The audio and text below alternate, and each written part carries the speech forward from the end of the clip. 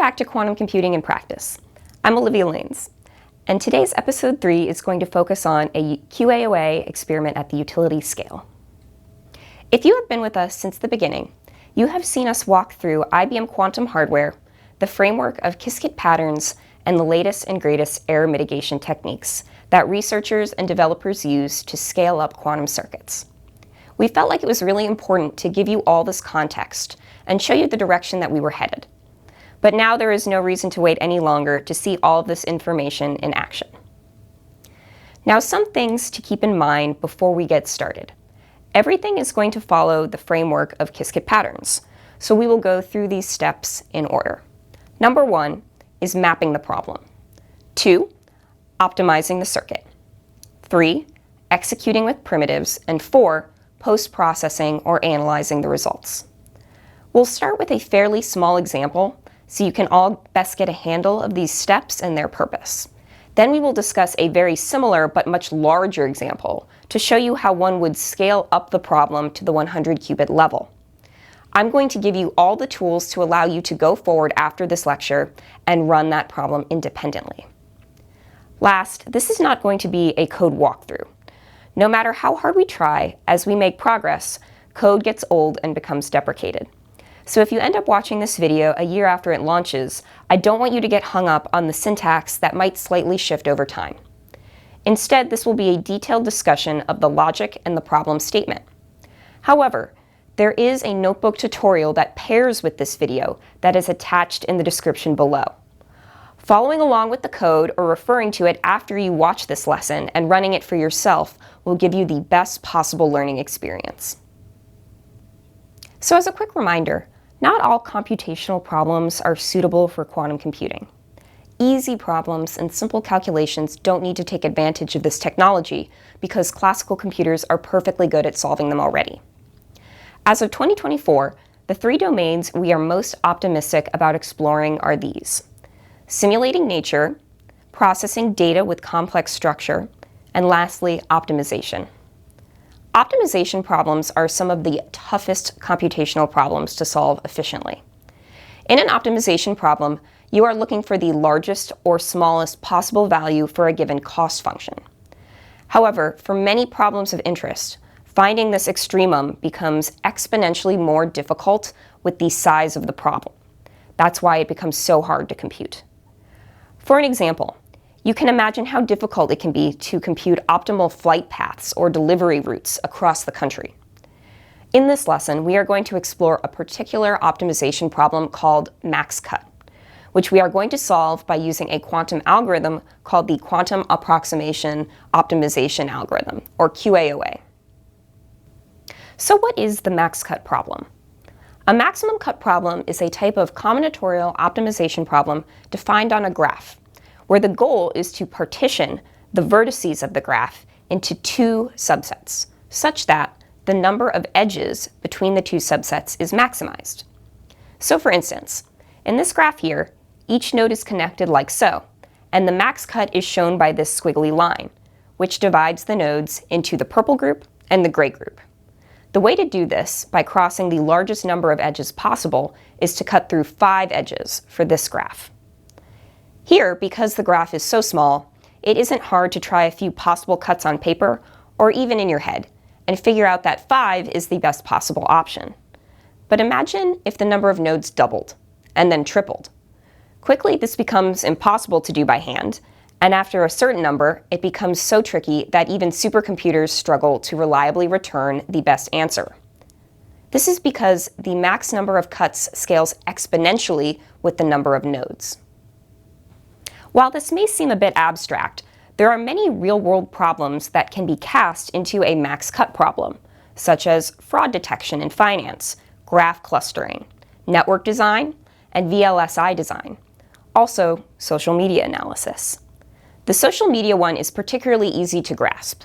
Say you want to find a group of individuals that have the most possible connections to other individuals on a social media platform in order to identify power users, or people who have the most influence in a group. Companies actually try to do this quite frequently. One last point here. The MaxCut is often a subroutine of a bigger problem. so it might not be defining the actual application, but used under the hood. It's much more common than you might naively think. Now it is time to get started. The first step is to create our graph. You can do this by importing a Python package called rustworks. Define how many nodes you are working with by specifying the number n. Then add your nodes to the graph G. You will also have to draw your edges. We'll do this by hand here by just listing them out in an array, like this, where you show the last number, which specifies the weight of the edge, or how strongly the two nodes specified are connected. Here we're just going to stick to a weight of 1 for all, but you might enjoy playing around with the weight later on and seeing how the solution changes. To gain a sense of what weight means in this context, let's go back to our social media example. You can think of this weight as how influential one person might be to another. Your connection to your spouse or relative, for instance, would probably be given a higher weight than someone who is just an acquaintance. Now draw your graph. The tutorial attached will show you the proper syntax.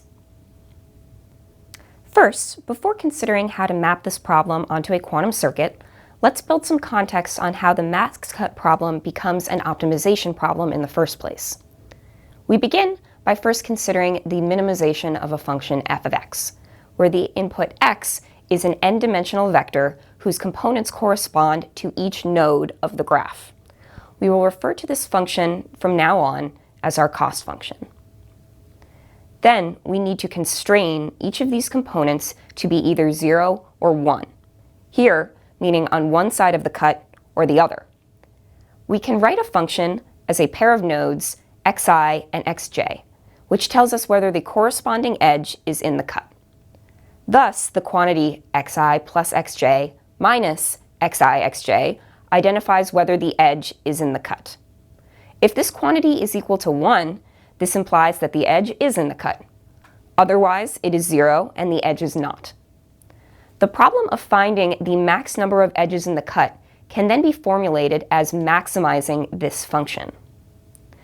Next, we're actually going to add a global minus sign to this function, making the new problem equivalent to finding the minimum of this function instead. And so the minimum of f of x in this case will be when the number of edges traversed by the cut is maximal. We choose to frame this problem as a minimization problem because this allows us to later map it onto an energy minimization problem, aka finding the ground state, which is what quantum computers are naturally really good at. But remember, there is nothing related to quantum computing here yet. We still need to reformulate this problem into something that a quantum computer can understand. We're now ready to sink our teeth in and begin the work. And the first step is to map the problem onto a quantum circuit. It may not seem obvious how we are going to go from a graph like the one we just drew to a quantum circuit. But let's take this slow. Remember, we are going to try to solve this MaxCut problem using QAOA. In the QAOA algorithm, we ultimately want to have an operator, the Hamiltonian, which will be used to represent the cost function of our problem, as well as a parameterized circuit, the ansatz or the trial state, that we will use to represent quantum states that are educated guesses or candidates for the solution to the problem. We can sample from these candidate states and then evaluate them using the cost function. In this case, the cost function is f of x, but we need to express it in a way that feels native to the quantum computer. For this, we'll take advantage of a series of mathematical transformations to express f of x as an energy function, the Hamiltonian. The first step of the process is to express the problem of minimizing f of x as a quadratic, unconstrained binary optimization problem, or QAOA for short. QAOA is a general way to formulate these combinatorial optimization problems. Here, Q is an n by n matrix of real numbers. N corresponds to the number of nodes in our graph, 5 for this example, and x is the same vector of binary variables from the initial formulation. To effectively run the QAOA algorithm, we need to express our optimization problem in terms of a Hamiltonian, which is a mathematical operator that represents the total energy of a system. Specifically, we want to create a cost function Hamiltonian that has the property that its ground state energy, or minimum eigenvalue, corresponds to the minimum of the function, which encodes the maximum number of cuts on the graph G. Once we have this Hamiltonian, all we need to do to solve our optimization problem is to prepare the ground state of the Hamiltonian on the quantum computer. Then, sampling from this state will, with a high probability, yield the solution to the minimization of f of x. As it turns out, we are in luck, because the QAOA problem is very closely related to, and actually computationally equivalent to, one of the most famous and ubiquitous Hamiltonians in physics, the Ising Hamiltonian. In order to write the QAOA problem as this Ising Hamiltonian, all we actually need to do is a simple variable change in order to go from Boolean variables, 0 and 1, to spin variables, -1 and 1. This step is straightforward. It is shown in more detail in the appendix of the attached notebook for those interested. But in the end, the minimization of this QAOA expression is the same as the minimization of this expression. Rewriting again slightly, and we have our cost function Hamiltonian, where the minimum of the expression represents the ground state, and z becomes the Pauli z operator, while b is a real scalar coefficient. Now that we have our Hamiltonian, it's straightforward to rewrite it in terms of two local zz Pauli operators. That will convert easily into 2-qubit gates in our quantum circuit. Please refer to the associated notebook to see how this is done. But the output is given by this line here. Note that in our example, there are 6 objects, or Pauli strings, because each represents an edge in the graph. The length of the string matches the number of nodes, so ZZ is 5 nodes. And the string will be composed of identities in all positions except for the indices of the nodes involved in an edge, which will have z terms. In Qiskit, bit strings representing qubits are indexed backwards. For example, an edge between nodes 0 and 1 will be encoded as ZZ. With the Hamiltonian written in terms of Paulis, we are ready to construct our quantum circuit. This quantum circuit will help us sample good solutions from the quantum computer. The QAOA algorithm is inspired from the adiabatic theorem, which states that if we start in the ground state of the time-dependent Hamiltonian, and if the Hamiltonian evolves slowly enough and given enough time, the final state will be the ground state of the final Hamiltonian. QAOA can be thought of as the discrete trotterized version of the quantum adiabatic algorithm, where each trotter step represents a layer, which we'll call P. So instead of evolving from one state to the other, in each layer of P, we will switch back and forth between our cost function Hamiltonian and something called our mixer Hamiltonian, which we'll hear more about in just a moment. But the point that I want to make is that QAOA has the advantage of being faster than the quantum adiabatic algorithm, but it returns approximate solutions rather than the optimal. In the limit where the number of layers goes to infinity, QAOA converges to the adiabatic case. But of course, this is very computationally expensive. To create our quantum circuit, we'll apply alternating operators, here parameterized by gamma and beta, which will represent the discretization of the time evolution. So again, the 3 main parts of the QAOA circuit are 1. The initial trial state, in gray, which is the ground state of the mixer from the adiabatic state evolution, created by applying a Hadamard gate applied to every qubit. 2. The cost function evolution, which we already have, in dark purple. And 3. The evolution under the mixer Hamiltonian, which we have not yet discussed, in light purple. Now, our starting Hamiltonian is called the mixer because its ground state is the superposition of all possible bit strings of interest, hence enforcing a mixture of all possible solutions at the start. The mixer Hamiltonian is the simple sum of Pauli X operations on each node of the graph. Qiskit allows you to use a different custom mixer operator if you wish, but for this case we are just going to use the standard one.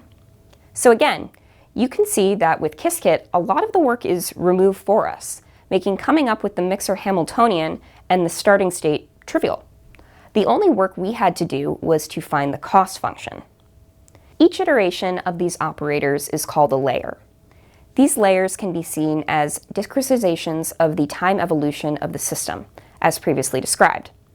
The alternating pattern comes from the Trotter decomposition and approximates the exponential functions of non-commuting matrices. In general, the more layers or steps we include, the closer we will be to continuous time evolution. So in theory, the more accurate the result will be. But for this example, we'll begin by just sampling with 2 layers. Remember, both the cost function Hamiltonian and the mixer are parameterized. We still need to come up with optimum values for gamma and beta. Now, I recognize that was a lot of information, and if you're seeing this type of math for the first time, it can be tricky. Luckily, one of the awesome things about Qiskit is that a lot of what we just went over can be done automatically, without a huge lift from the user. It's good to understand what's going on under the hood, especially as we scale up to bigger experiments, but you won't have to do all of this work by hand every single time. We have now mapped our problem onto a quantum circuit. It was a bit of work, but don't worry. It becomes easier and more intuitive the more you do it. Now we're ready to move on to step 2, optimizing our circuit for hardware.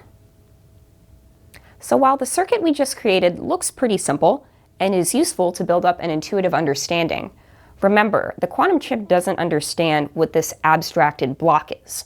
We need to turn it into a series of 1 and 2 qubit gates that are native to the hardware. And when I say native, I mean it will be refactored into what's able to be performed directly on the qubits. Such circuits are said to be written in the back-end instruction set architecture, which you might see abbreviated as ISA circuits. The Qiskit SDK transpiler module offers a series of transpilation passes that can perform a wide range of circuit transformations. We want to make sure that our circuit is optimized for our purpose.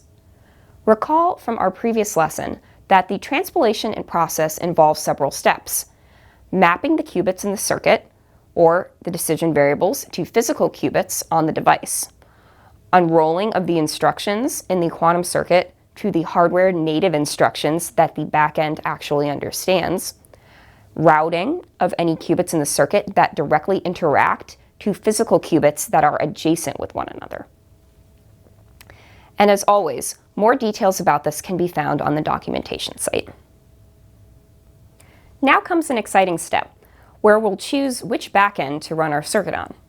We actually have to do this before the transpilation step, because the transpiler optimizes differently for different processors.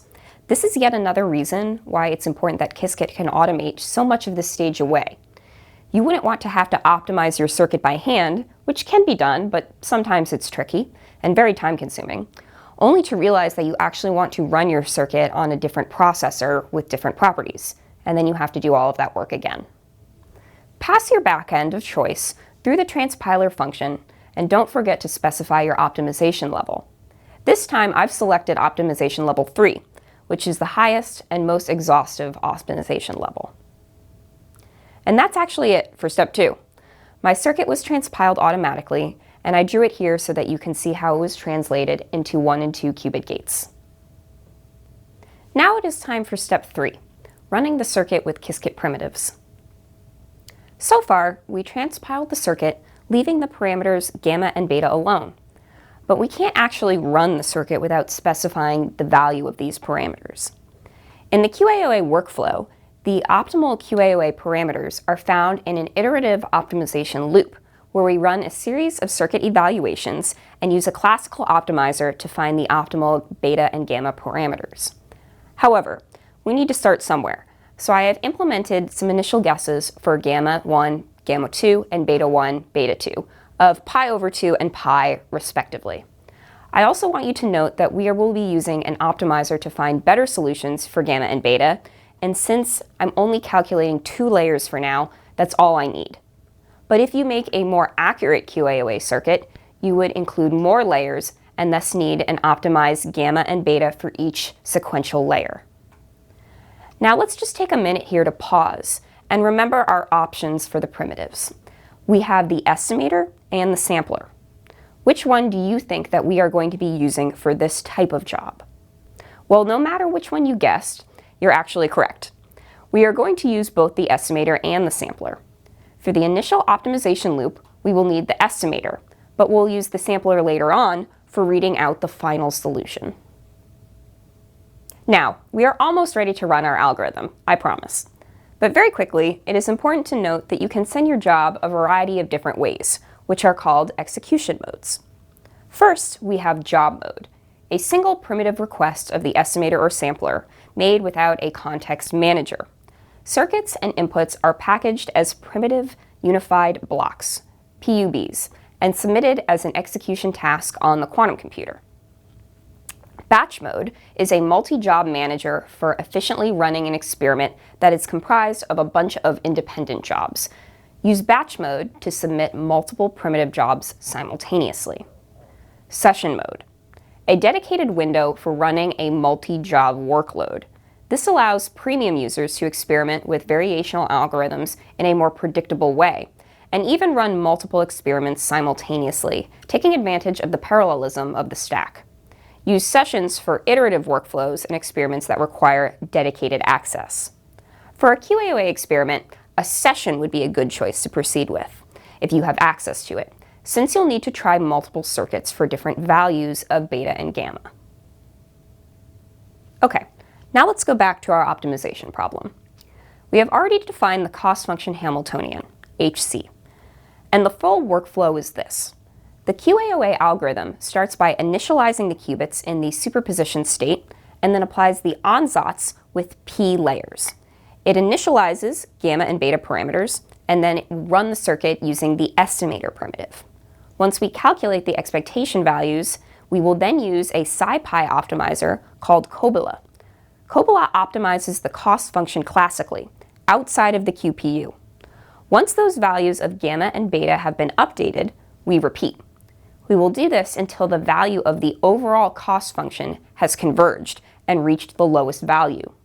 Then we will select the values of gamma and beta that correspond to this low cost value and run the circuit one last time, now using the sampler. This is the result of me running the QAOA optimizer with my initial guesses. Here you can see that the value of the cost function over the iterations performed starts off a little wonky and it goes up and down, but then it settles to a low value. We will use these last gamma and beta values that correspond to the minimum cost function evaluation to run the circuit one last time and sample the bit string that will give us the MaxCut. Now, using our optimized values for the gammas and betas, we will run the circuit one last time to find the best possible bit string using sampler. I listed the specific values that I am using here, but remember, when you try your hand at this, or even just rerun the same tutorial notebook, these values might change slightly. Now we will run our optimized circuit with these values and find our candidate solution to our MaxCut problem. If you were using sessions, that is no longer necessary since we are just running one last job. Now we will finally look at the post-processing stage and finding our final solution.